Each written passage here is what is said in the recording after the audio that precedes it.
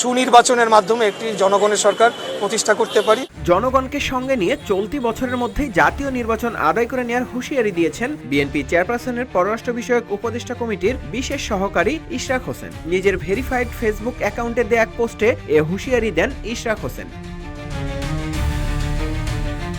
বিএনপির এই নেতা ফেসবুকে লেখেন, 2025 সালের মধ্যে জাতীয় নির্বাচন দিতে হবে। যথাসময়ে জনগণকে নিয়ে আমরা নির্বাচন আদায় করে নিব ইনশাআল্লাহ। এছাড়া ফেসবুক পোস্টে অন্তর্বর্তী সরকারে থাকা ছাত্র প্রতিনিধিদের পদত্যাগ দাবি করে ইশরাক লেখেন, সরকারে থাকা ছাত্র প্রতিনিধিদের অবিলম্বে পদত্যাগ করতে হবে, অন্যথায় নির্বাচনকালীন সময়ে অন্তর্বর্তী সরকারের নিরপেক্ষতা নিশ্চিত হবে না।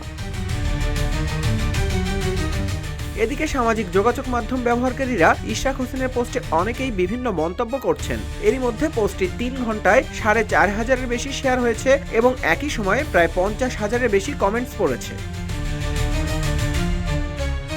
এর আগে পবিত্র ঈদ উল ফিতর উপলক্ষে একটি বেসরকারি টেলিভিশনের ঈদ অনুষ্ঠানে প্রধান উপদেষ্টা অধ্যাপক ডক্টর মোহাম্মদ ইউনূসের প্রেস সচিব শফিকুল আলম বলেন, বর্তমান সরকার এখন অনেক গোছানো, আইন শৃঙ্খলা পরিস্থিতি নিয়ে সবাই অনেকটা উদ্বিগ্ন ছিল, সেই পরিস্থিতির উন্নতি হচ্ছে। চলতি বছরের ডিসেম্বর থেকে শুরু করে আগামী বছরের 30 জুনের মধ্যে জাতীয় নির্বাচন অনুষ্ঠিত হবে।